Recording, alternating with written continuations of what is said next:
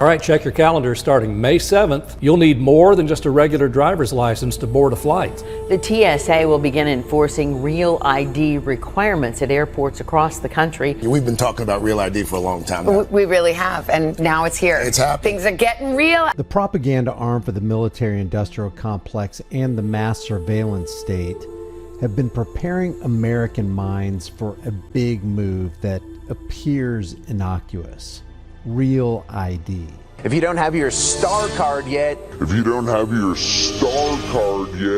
you should probably think about getting it. The deadline to get that real ID is right around the corner. If you have not gotten your real ID yet, time is running out. The deadline is next Wednesday, that's May 7th. The real ID will be required to travel domestically on planes or get into federal buildings. The real ID deadline is coming up, and you'll need them in order to board a plane. The TSA's deadline for real ID is almost here, and authorities say they will be enforcing it. A real ID. The real ID deadline that we've been telling you about, it's here starting this coming Wednesday. The rubber is about to meet the road when it comes to real ID. That's right. You're going to need it to do things like fly across the country. No, your current Idaho driver's license is not a fake ID, but unless you've already gotten the star card, it's not a real ID. New at 5, we've been getting a lot of questions about the star card. We've been talking about real IDs or the star card for years. Now the real deadline to get one is approaching with no extensions. The real ID deadline we've been telling you about, it is here. We've been telling you starting Wednesday, you're going to need one to get into some government buildings or pass through airport security. Well, the real ID deadline is now less than a week away. The deadline is here. You will need a real ID or a passport in order to fly in the U.S. or enter most federal buildings. The Real ID Act. We call it the star card. And if you don't have the star on your driver's license or a U.S. passport, it will be harder, that is, to travel by air or to access federal buildings. Real ID becomes a reality. The deadline to get your real ID quickly approaching. Every air traveler 18 years of age and older must have a real ID compliant ID. Take a look at the new driver's license. See that star in the corner? It's not just a design. It's a symbol of something much bigger. A system called Real ID.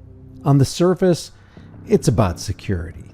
It's always about security. State security, national security. But peel back the layers and you'll find questions that should make every American pause. What's really going on with Real ID?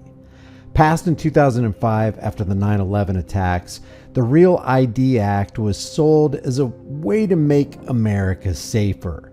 It sets federal standards for state IDs, ensuring they're secure enough for things like boarding domestic or international flights or entering federal buildings. And it sounds reasonable, right? But here's where it gets murky.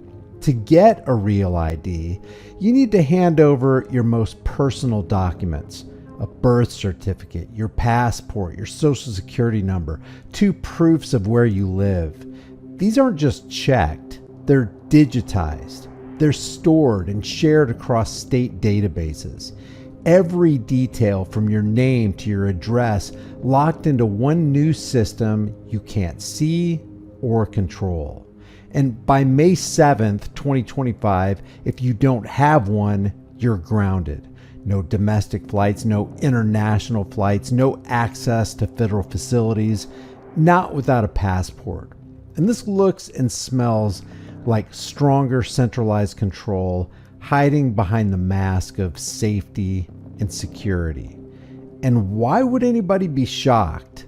The general welfare is always the alibi of psychopathic control freaks. And it's never for your safety, and it's always about more control.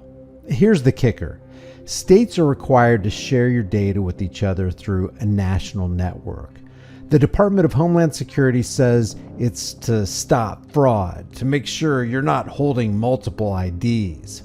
But what happens when all that data, which amounts to your very identity, is in one place? It's a hacker's paradise, a government's wet dream. Critics, including the ACLU, warn that this could be a surveillance gold mine.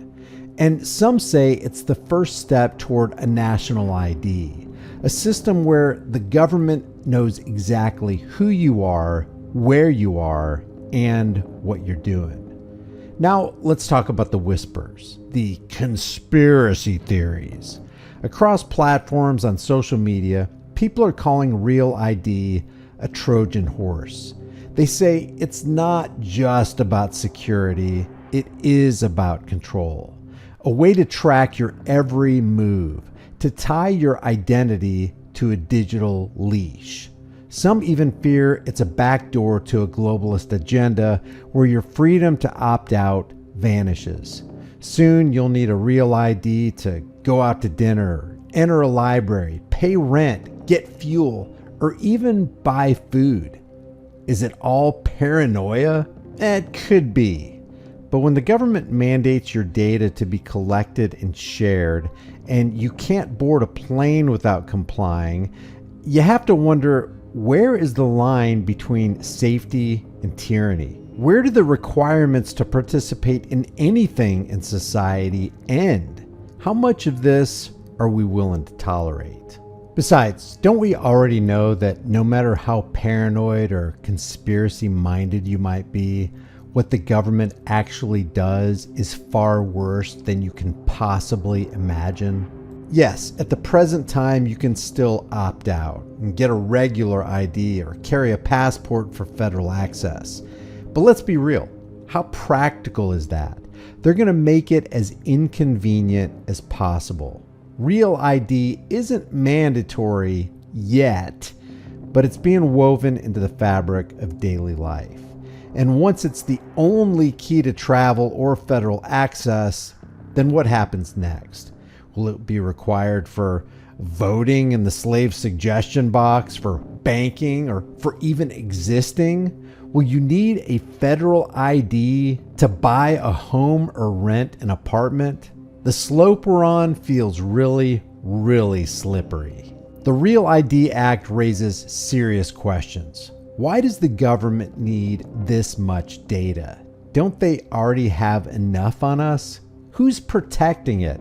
And what happens if it's misused? This isn't just about a star on your license. It could potentially be the precursor to the all-seeing eye into your life. It's about your privacy, your freedom, and how much control you're willing to surrender. The deadline is on May 7th. That's when the rules change. That's when the game changes. Take a look at this ID again. That star might be small, but what it represents could change everything in a big, big way. Stay curious, stay vigilant, and always keep the spirit of resistance that resided in our founding fathers in your heart. Leave your thoughts for the world and the global thought police in the comments section below. If you haven't done so already, subscribe to this channel, hit the bell notification icon, give it a thumbs up, share it with everybody you know. Don't forget to subscribe to my email list through my website, highimpactflix.com. Grab a shirt, become a channel member, but more importantly, stand for something right, or you will fall for everything that's wrong. I'll see you in the next video.